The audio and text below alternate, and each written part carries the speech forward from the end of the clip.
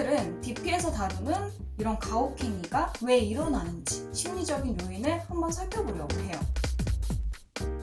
안녕하세요 여러분, 알고 싶니의 벨쌤입니다. 여러분, DP 보셨어요? 최근에 넷플릭스에서 DP라는 시리즈가 엄청난 인기를 얻고 있죠. 이 인기를 얻으면서 군피해자분들은 트라우마를 불러일으킨다라고 이야기할 정도로 고증이 아주 장난 아니다라는 평을 얻고 있죠. 해외에서도 인기를 얻으면서 국방부가 좀 난처하게 됐어요.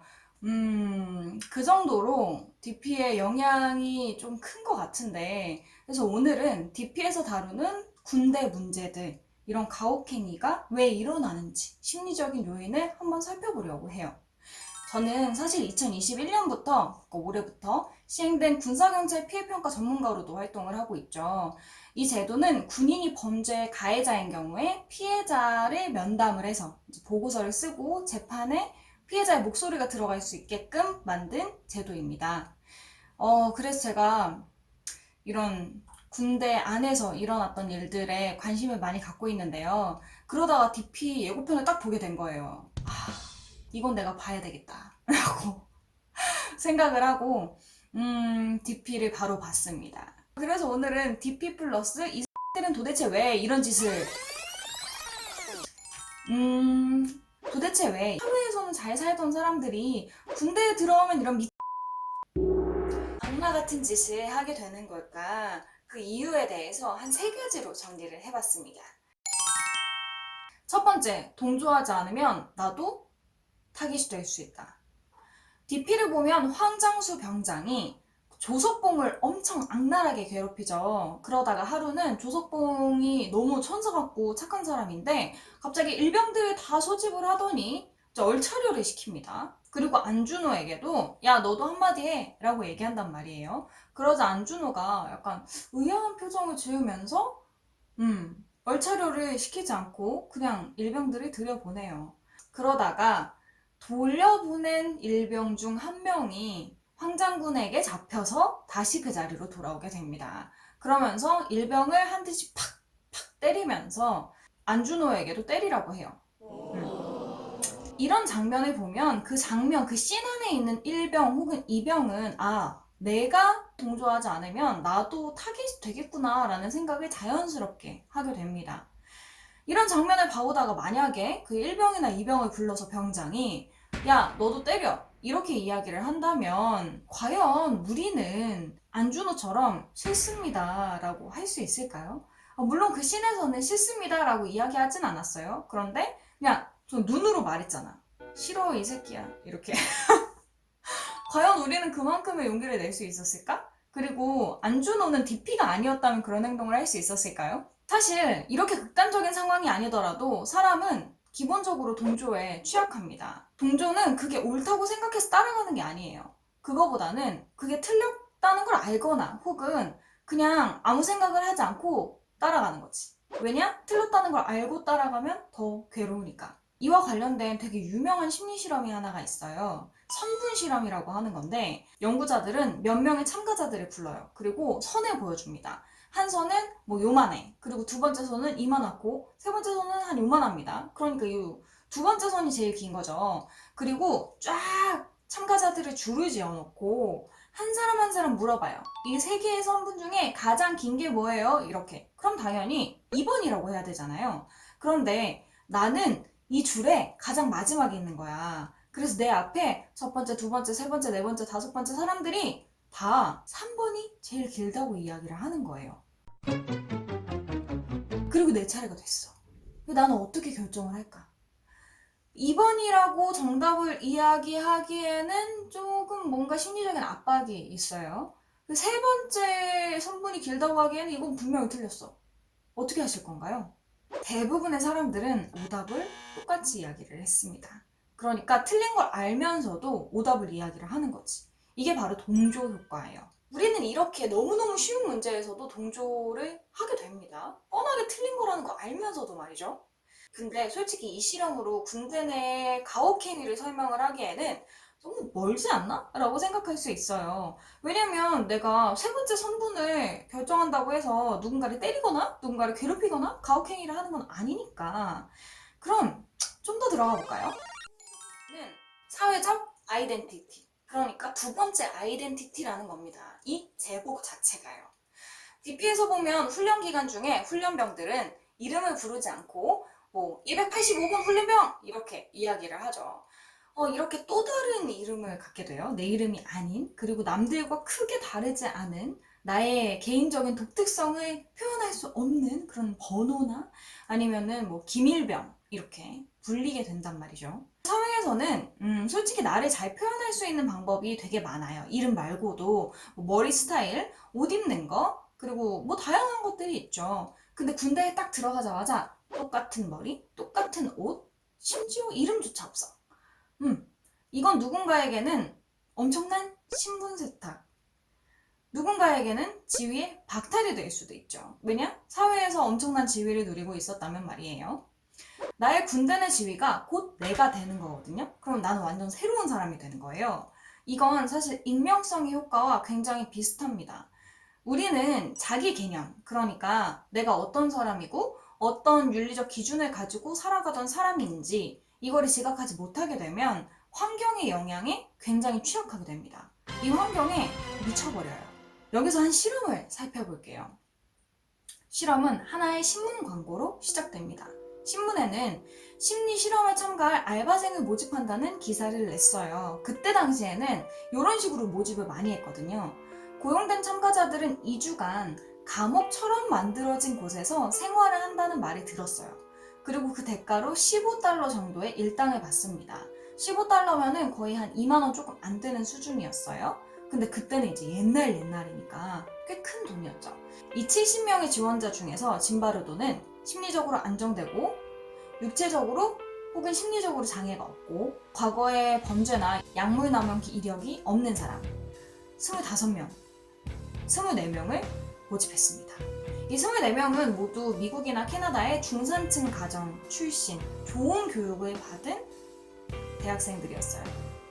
감옥은 스탠포드 대학의 심리학과 건물인 그 건물 지하실에다가 임의적으로 만들었어요. 세트장처럼. 그리고 대학생인 실험자 도우미들은 수감자였으면서 짐바르도는 교도소의 감독관으로 소개를 했습니다. 약간 롤플레잉을 하는 거지. 역할극?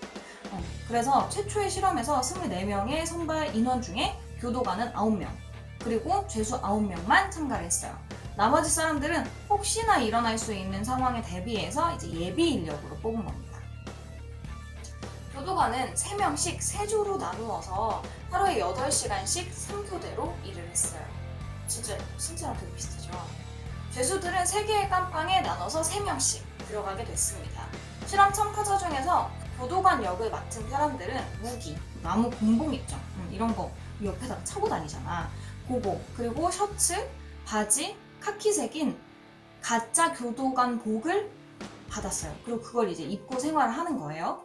그리고 눈을 마주칠 수 없도록 선글라스를 받았어요. 수감자들은 그들이 끊임없이 불편하도록 크기가 잘 안 맞는 겉옷, 그리고 머리에는 스타킹을 씌웠어요. 교도관들은 수감자들을 이름 대신에 옷에 붙어있는 고유번호로 불렀습니다. 제가 얘기했죠. 285번 훈련병! 고효과. 일단은 첫째 날은 별탈 없이 잘 지나갔어요. 근데 둘째 날에 이 수용된 수감자들이 반란을 일으켰어요. 근데 더 놀라운 건 다들 실험 참가자들의 일하는 거 다 서로 알잖아.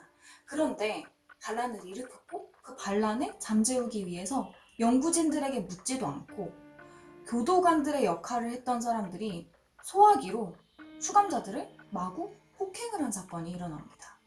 하지만 실험은 멈추지 않아요. 그러다가 36시간, 조금 시간이 더 지난 후에 한 수감자가 아주 심각한 불안 증세를 일으켜요. 그리고 소리를 지르고 욕을 하고 저주를 하고 엄청 불안에 떨고 이래서 어쩔 수 없이 이 한 사람을 실험에서 중간에 뺍니다. 그리고 나서 이제 다시 좀 조정을 해야 되잖아요. 그래서 이 수감자들을 전부 다 잠깐 밖에 내보내고 격리를 해요. 그리고 수감자를 다시 들여옵니다. 근데 이 상황에서 교도관들이 짜증이 나는 거야. 이 한 명 때문에 이게 무슨 개고생이야 라고 생각이 들면서 화가 나기 시작한 거죠. 그래서 교도관들은 수감자들을 괴롭히기 시작합니다. 어떤 방법으로 괴롭히냐면 죄수 번호를 틀린 자, 그러니까 여기서도 얘기하잖아. 툭 치면은 몇 번 훈련병 이렇게 얘기를 해야 되는데 이게 틀리면 엄청 갈구는 거예요. 욕을 하고 때리고 기압을 오래 주고 신체적 고통을 주기도 하고요. 심지어는 씻지 못하게 하고 되게 지저분한 상황에서 살게 하는 거지. 그러다가 교도관들은 수감자들이 변기통을 비울 수 없는 벌을 줘서 그 안에 계속해서 오물이 차도록 만들고 매트리스를 뺏어서 그냥 바닥에서 자게 만들기도 하고 아니면 몇몇 수감자들은 벌거벗은 채로 다니도록 강요를 하기도 했어요. 성적 수치심을 유발했던 거죠. 혹은 남색을 흉내내는 성적인 모욕을 받기도 했습니다. 이 모든 것들이 실험에서 일주일 내에 발생을 했어요. 실험이 지나면서 교도관들은 점점 더 폭력적으로 변하기 시작합니다. 실험자들은 교도관 중에서 3분의 1이 진짜로 잔악한, 잔인한 행동들을 보이기 시작했다고 해요. 사실 이 실험이 2주를 채우지 못했거든요. 실험이 끝나기 직전까지도 엄청나게 잔악한, 잔인한 행동들이 계속됐어요. 여기서 우리가 주목해 봐야 되는 점은 실험 참가자들이 모두 다 자기가 실험 참가자고 얘네들은 죄가 없다는 걸 다 알고 있었다는 점입니다. 모든 사람이 지극히 일반적인 사람들이었다는 거. 너무 충격적이었죠. 심지어 실험 참가자들은 모두 다 전과도 없고 일반적이고 중산층의 건강한 그리고 좋은 교육을 받은 아주 일반적인 사람들이었다는 거예요. 저는 이 실험에 대해서 배우고 나서 나에 대해 의심한 순간이 기억이 나요. 나라면 안 그랬을까? 만약에 내가 저 상황에서 정상적인 사고를 할 수 있었을까? 솔직히 확신이 안 되더라고. 여러분은 어떤가요? 세 번째, 군대는 계급이 과도하게 강조된 곳이라는 점입니다. 심리학에서 권력이라는 개념은 타인의 생각이 어떻든 간에 내가 원하면 상대로 하여금 그 행동을 하도록 만들 수 있는 것이라고 정의합니다. 우리가 군대에서 흔히 보는 그것들이죠. 까라면 까. 권력을 가진 사람들은 일단 타인에 대한 공감 능력이 현저하게 떨어지기 시작해요. 처음부터 권력을 가진 사람이 아니라 군대에 들어가서 그 안에 시간이 지나서 가지게 된 권력이라 하더라도 말이죠. 공감 능력이 떨어진다는 건 정말 무서운 일입니다. 우리가 생각하기에 그냥 너 공감 능력이 떨어져 우스갯소리로 하는 그 정도의 수준이 아니에요. 인간이 폭력이나 살인을 저지르지 않는 이유가 바로 이 공감 능력의 한 축이 있거든요. 내가 상대를 때렸어요. 그리고 상대는 괴로워합니다. 막 피를 철철 흘려요. 그러면 그걸 보는 내 뇌에서 고통을 느낄 때, 내가 아플 때의 반응과 동일한 뇌의 반응이 일어나요. 이걸 우리는 거울 뉴런이라고 이야기하고 생리학적으로 말하는 공감이 바로 이런 효과를 가져옵니다. 심리학적으로는 상대의 고통을 동일하게 느끼는 거죠. 그래서 그 고통을 느끼지 않기 위해 우리는 상대를 괴롭히지 않아요. 상대를 괴롭게 하지도 않고 그걸 보는 것도 되도록이면 좀 피하죠. 하지만 권력은 그 효과를 경감시킵니다. 그러니까 그저 유흥으로 상대를 괴롭힐 수 있는 거예요. 상대가 괴로운 모습을 봐도 난 괴롭지 않은 거야. 뭔가 짜증나고 심심하니까 그냥 괴롭히는 거예요. 근데 이게 진짜 당황스러운 게 계급에 따라서 이것도 좀 다르다는 거예요. 다들 군필이면 아실 겁니다. 말년 병장들은 가혹행위를 잘 안 해요. 이 DP에서도 마찬가지죠. 막 다른 애들 괴롭히고 있을 때 알람을 딱 울리면서 야, 나 쇼미더머니 봐야 되니까 다 내 밑으로 조용히 해. 이러잖아요. 그러니까 괴롭힘에 별로 관심이 없어. 근데 그 중간 계급, 약간 위도 아니고 아래도 아닌 그 중간 계급, 요 계급이 애들을 괴롭힌단 말이죠. 이 중간 계급은 위에서 일단 치여요. 근데 나는 꽤 높은 사람인데 치인단 말이에요. 그러니까 내가 평소에 유지하고 싶은 권력의 기분이 있어. 근데 치이고 나면 이게 쭉 떨어져요. 그러면 이제 와서 자기 아랫사람을 갈구기 시작하는 거예요. 이렇게 괴롭히면 권력감이 다시 되찾아지거든요. 맞아. 나 이렇게 센 사람이었지? 라고 다시 나의 권력감이 쭉 올리게 됩니다. 아주 치졸하죠.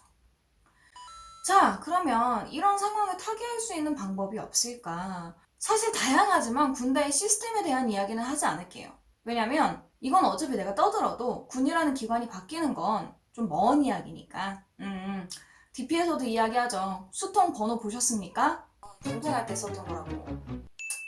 그리고 그런 것들은 DP에서 관찰할 수가 없었기 때문에 DP에서 나왔던 하나의 통쾌했던 장면을 이야기를 하고 이 영상을 마칠까 해요. 바로 상병 한호열의 등장입니다. 껌 씹으면서 그 얘기 하잖아요. 이제 말년 아니십니까? 집에 갈 양반이 왜 아직도 실세놀이를 하고 계십니까? 다들 기억하시죠? 계급이고 나발이고 싹 다 부수는 계급의 이탈자가 등장하는 거죠. 근데 심리학에서도 이 도른자가 세상을 바꾼다고 이야기합니다. 모든 사람들이 권력에 눌리고 계급에 눌리고 익명성에 눌려서 아무 말도 못하고 있을 때 손 딱 들고 저 그거 아니라고 생각합니다 라고 이야기하는 이 도른자 한 명. 이 한 명의 등장이 체계를 바꿔요. 한 명이 일어나면 다른 사람들도 맞는데? 저 사람이 맞는데? 이거 이상한데? 라는 생각을 가지게 되거든요. 그 전에는 그 생각조차 할 수가 없어. 그 환경에 눌려서. 한나 아렌트는 악의 평범성에 대해서 이야기를 했습니다. 바로 나치즘에 대해서 이제 이야기를 한 내용인데요. 악의 평범성에서는 우리 모두가 악인이 될 수 있다고 말해요. 이 짐바르도의 실험에서도 마찬가지였죠. 유일하게 우리가 악인이 되지 않는 방법이 있어요. 뭐냐면 생각하는 겁니다. 내가 하는 행동이 옳은가? 내가 여기서 이렇게 말하는 것이 옳은가? 내가 저 사람을 이렇게 대하는 것이 옳은가에 대해서 계속해서 생각하는 거. 한 번 생각해서는 안 돼. 계속해서 끊임없이 멈추지 않고 생각하는 것. 그것이 우리가 악인이 되지 않는 유일한 방법입니다. 그걸 포기하는 순간 우리도 언젠가 악인이 될 수 있어요. 우리 포기하지 말아요. 우리의 사유함, 생각함이 곧 한 사람의 생명을 살릴 수도 있습니다.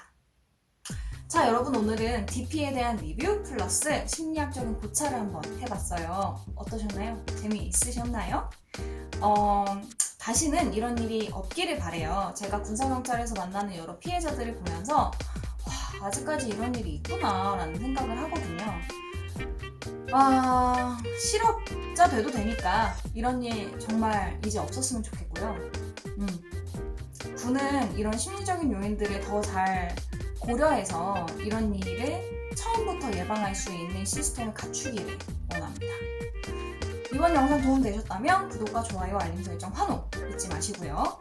이것은 제가 영상을 계속해서 만들어내는데 엄청난 도움이 됩니다. 우리 다음 영상에서 만나요. 안녕!